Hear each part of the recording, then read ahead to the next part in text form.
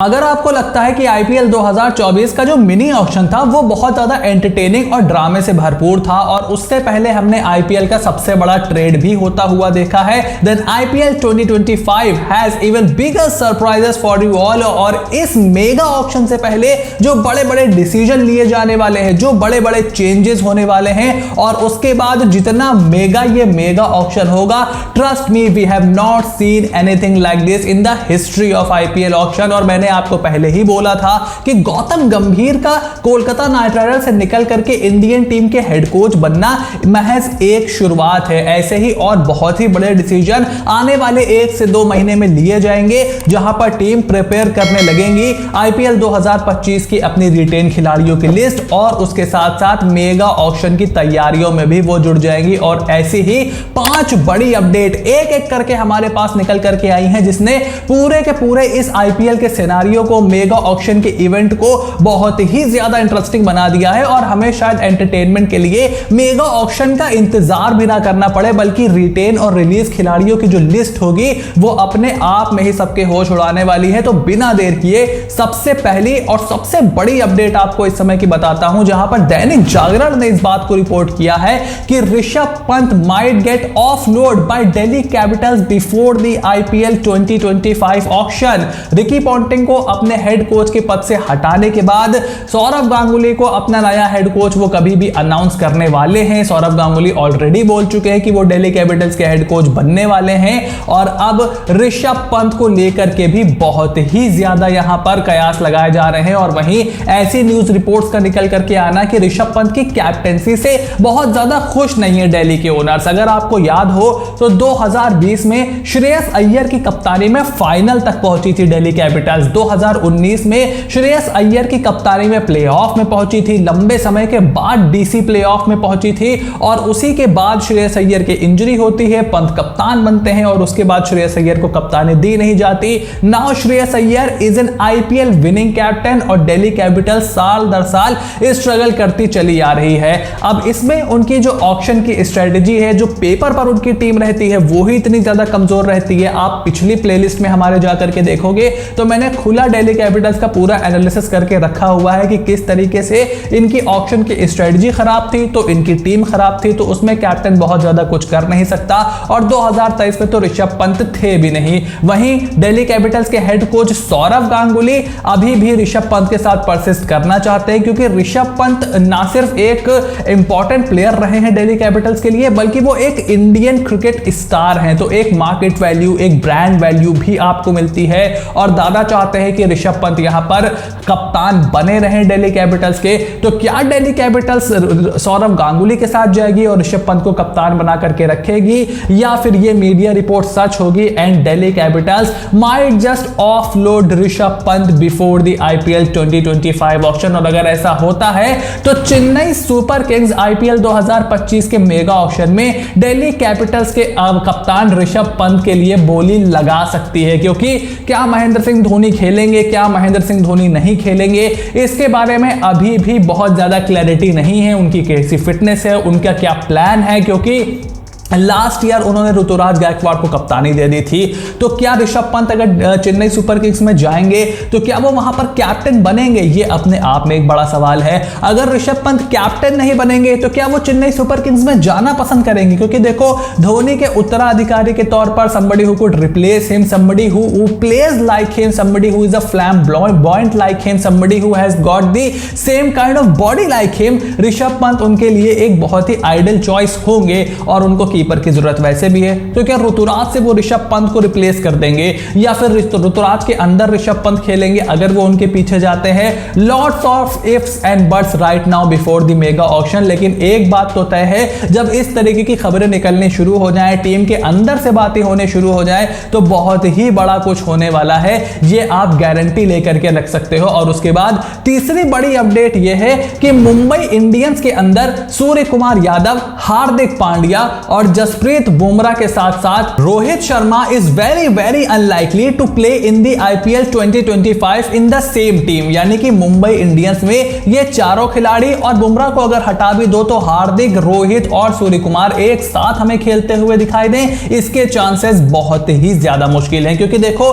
सूर्य कुमार यादव भारत के टी20 कप्तान है, रोहित शर्मा भारत के वनडे और टेस्ट कप्तान है, और at this moment Hardik Pandya Mumbai Indians के कप्तान है। तो ये जो डायनामिक है ये बहुत ही ज्यादा इंटरेस्टिंग है, और ऐसा हमने कभी भी पहले आईपीएल में होता हुआ नहीं देखा है। अब क्योंकि हार्दिक पांड्या को मुंबई इंडियंस जीटी से उठा करके लाई थी मेगा ऑक्शन से एक सीजन पहले, उनको रोहित शर्मा की जगह 5 आईपीएल जीतने वाले कप्तान की जगह नया कैप्टन बनाया गया था। उसके बाद जो पूरा बवाल हुआ वो हमारे सामने निकल करके आया है, और बताया जा रहा है कि उसी काम के चलते यहां पर सूर्य कुमार यादव को फुल टाइम कैप्टनसी दे दी गई है, because it did not go well with the BCCI and the selectors and the management. तो ये पूरा का पूरा सागा यहां पर चल ही रहा है। और अगर ये सारी चीजें हटा भी दो तो 4 खिलाड़ियों में आप किसको किसको रिटेन कर लोगे? सूर्य कुमार यादव, जसप्रीत बुमराह, हार्दिक पांड्या, रोहित शर्मा, उसके अलावा तिलक वर्मा, ईशान किशन, बहुत सारे ऑप्शन आपके पास हैं। तो किसी ना किसी को आपने ऑफलोड करना ही करना पड़ेगा। किसको आप नंबर 1 रिटेंशन बनाओगे, किसको आप नंबर 2 रिटेंशन बनाओगे? क्या 4 इंडियन प्लेयरों के रिटेंशन की इजाजत बीसीसीआई देगा? क्योंकि 2022 में जो नियम था उसको अगर आधार बनाया जाए तो 2 ओवरसीज और 2 इंडियन प्लेयर आप रिटेन कर सकते थे, या फिर मैक्सिमम 3 इंडियन और 1 ओवरसीज प्लेयर आप रिटेन कर सकते थे। तो ये रूल अगर रहता है तब तो वैसे भी चारों नहीं रिटेन हो पाएंगे। एंड टू मी, आपको यहां पर हार्दिक पांड्या को तो देखो मेरे ख्याल से मोस्ट लाइकली रिटेन करेगी ही मुंबई इंडियंस, अगर नहीं करेगी तो वो अलग होंगे। बुमराह को जरूर रिटेन करेगी मुंबई इंडियंस, उनको तो पहला रिटेंशन भी बनाया जा सकता है, क्योंकि पिछले साल भी काफी बात हुई थी कि Bumrah is not getting his due, जो जितना पेमेंट उनको मिलना चाहिए था। सो बहुत सारे ifs and buts Mumbai Indians के लिए है, लेकिन हाँ, सिचुएशन ऐसी जरूर दिखाई दे रही है कि रोहित, हार्दिक और सूर्य कुमार यादव मोस्ट लाइकली हमें एक साथ तो मुंबई इंडियंस में खेलते हुए नहीं दिखाई देंगे, until and unless mega auction में कोई एमआई बहुत बड़ी बोली लगा दे इनके ऊपर, और फिर पूरा कैप्टेंसी का एक बार फिर से पूरा बखेड़ा खड़ा हो जाएगा। So very very interesting times ahead. और उसके बाद चौथी अपडेट ये निकल करके आई है कि अगर सूर्या और रोहित दोनों में से कोई एक भी या फिर दोनों मेगा ऑक्शन में अवेलेबल होते हैं तो लखनऊ सुपर जायंट्स और कोलकाता नाइट राइडर वो टीम हो सकती है जो कि इन दोनों को टारगेट कर सकती है मोस्ट लाइकली। देखो, इंडियन टी20 कैप्टन को एंड द बेस्ट टी20 batsman of India currently Surya Kumar Yadav को अपनी टीम में शामिल करने के लिए तो सब लोग जाएंगे। तो इस मीडिया रिपोर्ट के ऊपर मैं बहुत ज्यादा तवज्जो इसलिए नहीं दे रहा हूं कि मैं केकेआर को उठा करके सिंगल आउट कर दूं या एलएसजी को उठा करके सिंगल आउट कर दूं कि नहीं ये तो जाएंगे ही जाएंगे। मेरे ख्याल से मल्टीपल टीम्स इनके पीछे भागने वाली है, खास करके सूर्य कुमार यादव के पीछे अगर वो मेगा ऑक्शन में आते हैं। रोहित शर्मा का चांस यहां पर कोलकाता नाइट राइडर्स और एलएसजी के लिए इसलिए ज्यादा होगा क्योंकि देखो, कोलकाता नाइट राइडर्स की सीनियरिटी में गौतम गंभीर के जाने के बाद एक वैक्यूम खाली हो गया है। तो क्या रोहित शर्मा कोलकाता नाइट राइडर्स में जा सकते हैं? अगर जा सकते हैं तो क्या वो कुछ साल प्लेयर और आगे जाकर के मेंटोर टाइप की भूमिका में आ सकते हैं? तो वो उनके लिए एक बहुत ही लॉन्ग टर्म इन्वेस्टमेंट हो जाएगा। वहीं लखनऊ सुपर जायंट्स की बात करें तो लखनऊ सुपर जायंट्स को भी इस साल कप्तान की जरूरत पड़ सकती है, क्योंकि 5वीं अपडेट हमारी यही है कि लखनऊ सुपर जायंट्स और केएल राहुल की मैनेजमेंट जो है उसके बीच बहुत ज्यादा चीजें सही नहीं चल रही हैं। हमने लास्ट ईयर देखा था किस तरीके से संजीव गोयनका जो कि एलएसजी के ओनर हैं और केएल राहुल के बीच मैदान पर जोरदार बहस हुई थी। उसके बाद अमित मिश्रा ने भी अभी बोल दिया है जो एलएसजी का पार्ट थे कि भाई नया कैप्टन देखेंगे, तो उससे एक और हवा बन गई है। और अगर केएल राहुल रिलीज होते हैं एलएसजी से तो most likely royal Challengers Bangalore उनके पीछे जा सकती है, क्योंकि वो इस बार अपनी गलती को सुधारते हुए एक भारतीय को कप्तान बनाना चाहते हैं। केएल राहुल वहां पर लोकल बॉय भी हैं तो एक अच्छा ओपनिंग पेयर भी बन जाएगा केएल और विराट का। उसके साथ साथ दिनेश कार्तिक भी क्रिकेट छोड़ गए हैं, तो वहां पर भी आपको एक विकेट कीपर की जरूरत होगी, तो केएल राहुल उस कमी को भी पूरा कर देते हैं। तो ये क्या करेगा, एलएसजी में एक कप्तानी का वैक्यूम क्रिएट करेगा। उसको रोहित शर्मा या फिर सूर्य कुमार यादव आसानी से फिल कर सकते हैं। सूर्या और रोहित दोनों के गंभीर के साथ बहुत ही अच्छे रिश्ते हैं, खास करके सूर्य कुमार यादव तो उनके अंडर केकेआर में खेला करते थे।